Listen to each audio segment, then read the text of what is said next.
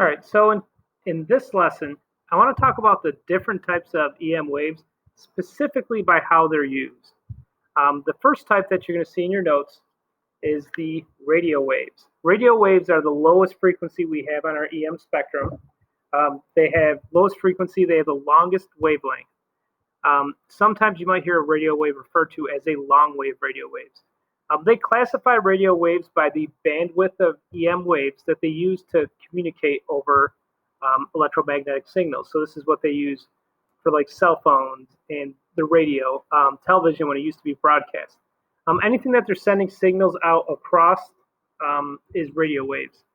So they did that by designation, and they usually keep that low, and they generate radio waves at low frequency because the lower the frequency, the less energy it has in it. And radio waves are completely harmless to all living individuals. So we're not harmed by the radio waves in the air. The second type of classification I want to talk about is microwaves. Microwaves are produced when electrons are accelerated. So radio waves are oscillating electrons that we can use like in electrical charges. Microwaves, we have to accelerate the electrons. They produce a little bit more of an energetic electromagnetic wave by accelerating. We use these EM waves in microwaves. In a microwave, for example, they constantly shift the different polarity of the microwaves being used, and it causes the molecules within the water to oscillate. The oscillation of the molecules within the water, especially polar molecules like water, causes friction with the particles next to them, and that is how a microwave heats up its food. One consequence of the microwave, because they take water, which is a polar molecule, and they oscillate it back and forth, a lot of times the water disassociates with something that it might be attached to. So when you put food in the microwave, a lot of times it comes out soggy because the water that is encased within it is moving around. Another thing about microwaves, if you put something in there that's bone dry, that doesn't have any water in it, usually it burns and smokes in there. The other thing that you know about a microwave is if you put a piece of metal in it, because they are causing this electric field to go in there, it will move electrons on there very quick and you'll get sparks. But that's how a microwave works. This is how they classify it. Microwaves by accelerating electrons.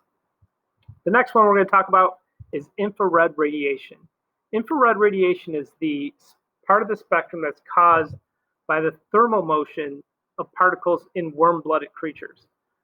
So infrared radiation is something that you and I give off at all times, right? We're always giving off light. It's just not quite in the spectrum that we can see.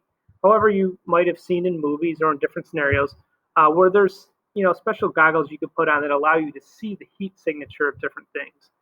That's the detection when they use, say, like infrared goggles, is looking actually at the light that things are giving off. So me, you, and everything around us does have a light signature based on the thermal motion of the atoms in there. And each one of those atoms has electrically charged parts in the protons and their electrons. So they give off those sorts of radiations, and that's infrared. They classify it by warm-blooded creatures and the thermal signatures they give off in the EM spectrum. Visible light is that tiny little section in the middle of the EM spectrum that we see on our chart, and these are produced by electron transitions in atoms. This is especially prominent in different stars, which is the source of the majority of light on our planet, or it was before humans came around and switched it around. Visible light, our eyes are really tuned to our actual sun because we see in the spectrum that the sun mostly gives off. So the visible eye can detect them. We classify visible light by what humans can see. Let's look at the next type of EM wave. This is ultraviolet radiation. These are produced by electron transitions in atom and molecules, just like visible light, but they're above the frequency that is typically detected by the human eye.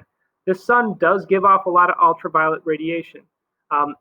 Recently, with the depletion of ozone in our atmosphere, a lot more ultraviolet radiation has been coming in. It's possible that maybe our eyes weren't tuned to it because generally it was absorbed by our atmosphere. Now it's getting through to a larger degree because as we move up this EM wave or this electromagnetic radiation chart, the particles are getting more and more energetic, having more and more energy associated with them. Ultraviolet radiation is really the first part of radiation that can actually cause harm to humans and living creatures. It basically does that because when the electromagnetic wave comes in contact with the atoms in our bodies, it's enough energy there to actually free some electrons from our skin, and this is one of the reasons why ultraviolet radiation causes skin cancer in some cases. As we go up, you see more and more dangerous waves. This is X-rays, is the next one up the chart. These are produced when you have high voltage electrical discharge. So anytime you have a spark, not on the scale that you see, maybe like if you see a spark, like something that happens around like an electrical thing. This is not a low voltage spark. This is high voltage discharges. When those happen, they cause an electromagnetic wave to go out, and those are much more energetic than what you find, say, from ultraviolet radiation. They're actually so energetic that they could actually pass through a person and not be completely absorbed. And this is exactly why they use them for X-rays. When you look at an X-ray, they're really passing light that you can't see in the form of X-rays through your body. And if you've ever seen the screens of the X-ray image, you'll see a dark screen, then with some white cloudy sections that kind of outline your bones. And it's a good way to check a break in a bone. But really what you're seeing is when the light comes through, they basically have a photosensitive paper on the other side, and everywhere that an X-ray makes contact with it, it turns it black. So they pass the X-rays through the body, and then you can see the parts that get absorbed by the body are the most dense part. Those are our bones. So they use X-rays for imaging in our bodies. They don't do it too much because it is not exactly healthy. You don't want to be constantly bombarded with X-rays. When you're trying to see an X-ray, it's a very useful thing, and the benefits outweigh the risks, but that's something you want to be constantly exposed to, only in need. The last type of electromagnetic wave that we're going to talk about is gamma rays. Gamma rays are produced when you have some sort of nuclear process in the atom, so you have nuclear decay. Gamma radiation is produced whenever you have nuclear fusion or fission, some sort of nuclear process. Those are extremely highly energetic electrical discharges. They produce extremely high energy electromagnetic radiation. These things are extremely dangerous to people and humans. So if you're exposed to gamma radiation, it does a lot of damage in a very short amount of time. X-rays you kind of want to stay away from, but you can use them when medically it's kind of beneficial. Gamma rays is something that you want to avoid at all times as much as possible. Gamma radiation pretty much just tops the scale of the EM radiation. There's nothing above gamma radiation. It's just gamma radiation goes on everything above a certain level. Just is so dangerous, they call it gamma radiation. So these are our categorizations of different sorts of electromagnetic waves. If you look into your notes, I'm going to go through an example now. And this example is going to focus on trying to figure out the color of light. This is a very common question where they're asking you to use to figure out light. You're going to need your electromagnetic spectrum from your notes or from your reference tables handy here. And what we're going to try to find out is what's the color of light that has a wavelength of 4.62 times 10 to the negative 7 meters. Now, if you're looking at your electromagnetic radiation chart on there, you'll see that where they have the visible light, they have some scales in there, but those are all frequencies, and none of them are based on wavelength. If you look at the top where they have the wavelength, you can see that they have the section at the top, but it's really too squashed for you to make anything of it.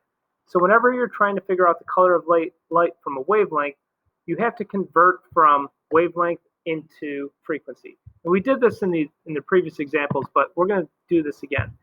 Velocity is equal to frequency times wavelength. To read our color, we need a frequency. They gave us a wavelength. So we're going to determine what the frequency is by calculating what the frequency by dividing 3 times 10 to the 8 by the wavelength, 4.62 times 10 to the negative 7 meters. And you end up with 6.5 times 10 to the 14 hertz. That's the frequency that's associated with a wavelength of 4.62 times 10 to the negative 7 meters. Now, if you go to your electromagnetic spectrum chart and you look down at this part right here, where they're giving you the ranges for frequencies for different lights. 6.5 is going to fall between 6.1 times 10 to the 14 and 6.59 times 10 to the 14. That's outlined by blue. So if you're looking at this color of light is blue. And you can see that because it's in the range that blue would fall within. The next question that you're going to see in your notes is asking about the color of light that has a wavelength of 5.88 times 10 to the negative 7. The next slide in this presentation is going to ask you to try that on your own, but following that, I'm going to give you the key to this next question so you can kind of try it out in a low risk and see if, yes, you can figure it out.